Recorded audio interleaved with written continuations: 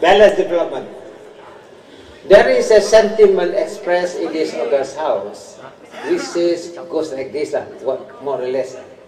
What is the point of going for advanced stuff such as the digital economy when there are people in remote areas who do not even have such basic amenities as water and electricity? To me, I think this is a legitimate issue which I now wish to address in some detail.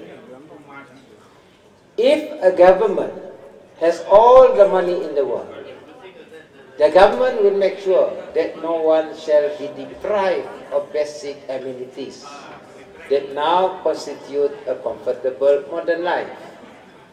But no government in the world has all the money to do all the things it wants to do. That is the reality. This is where the careful use of scarce resources is at the heart of every economic calculation. It is from scarcity that the concept of opportunity cost arises.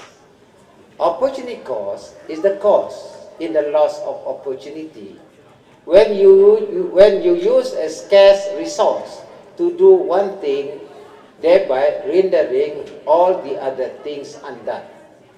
Economic prosperity comes when scarce resources are used to do productive things. Economic depression comes when scarce resources are used to do unproductive things. Bearing all these things in mind, I think the proper approach to the issue that is facing us is a balanced approach to our development. We should balance the strengthening our economic foundation and improving the well-being of our communities. While we may argue that the end purpose of all economic activities is for the well-being of our people, at the same time, it is also true that if we do not take care of our economic future, then we are likely to be in no position to help our people in future. The current trend now is the rapid urbanization of the population around the world. No doubt, this must be one of the biggest impacts of the globalization of information. Once upon a time, the rural communities around the world lived in happy isolation, thinking that their world is the best of all possible worlds. With the internet today, however, they can see that there is a paradise outside their villages, and the bright lights of the cities are calling them. We can see in recent years the mass migration of poor communities from Africa and the Middle East to Europe, the biggest pool being London, which is a city that is globally renowned in all the Commonwealth countries. This happened most dramatically also in Japan, when in its heydays of the 1990s, when the Japanese government refused to recognize the falling out of its economic base as a result of the rise of China as a manufacturing hub, they pump-primed the economy by printing money and the reckless building of physical infrastructure. If you go to the Japanese countryside today, you will see world-class roads, good bus and rail networks, and even shopping malls, even in very small rural towns. Even the town of Osaka, a very small town. These infrastructure facilities were built, no doubt, also for political reasons, because as in many countries, the majority of the votes are in the rural areas. But you will also realize that there are very few young adults. Most are the elderly and the very young and the very, very young. All the able-bodied young Japanese men and women have gone to the big cities in search of their dreams. While we imagine good infrastructure to the rural areas will bring about economic development, it is also equally likely that it may bring about the depopulation of the rural communities, as it makes the flight to the cities so much easier. So, urbanization. The World Bank showed that urbanization around the world has grown from 34% in 1960 to 43% in 1990 and 54% in 2016. By 2045, more than 80% of the world population would be living in cities.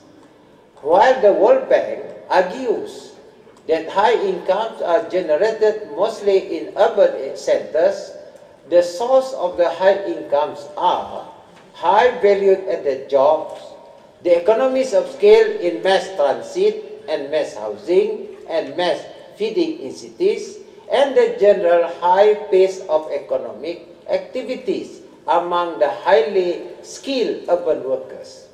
At the same time, the urban challenges are affordable housing, not necessarily low-cost housing, urban poverty, and healthy cities, among others.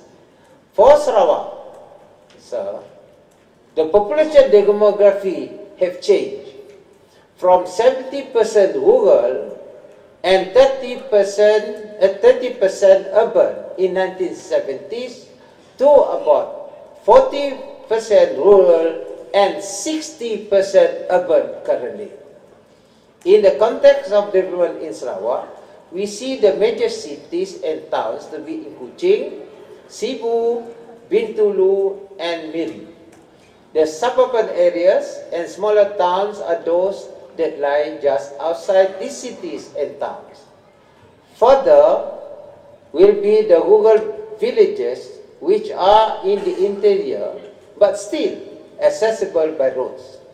There are many small ones which are located in remote and isolated locations, which are mostly not accessible by roads but accessible by rivers.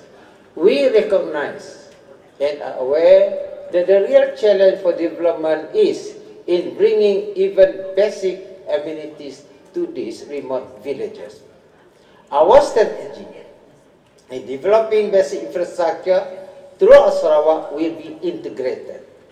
The integration of the delivery of public utilities, including telecommunication, is an area which the government shall now wish to implement. For isolated and remote communities with no access by roads but only by rivers, our strategy is to integrate the delivery of all the services for water, electricity, and telecommunication. In cities, big towns, and suburban areas, there is no problem except the delivery of uninterrupted services at the level that is adequate, not just for social usage, but also for economic activities. Dato' Yang Dipertua, our target is to deliver 100 Mbps in these urban and suburban centers and other areas of economic importance, such as major tourism attraction. In rural areas, our target is to deliver between 20 to 50 Mbps. They will also have roads, water, and electricity. The member for Kota Sentosa indicated that this is too ambitious. But in reality, this approach has changed with high-speed internet. The year 2030 is only 13 years from today. And as a responsible government, we must be prepared from today and not wait until next 13 years for us to start building our internet connectivity. By then, it is too late. I am sure our member from Kota Sentosa now face speed deficiency too at the moment.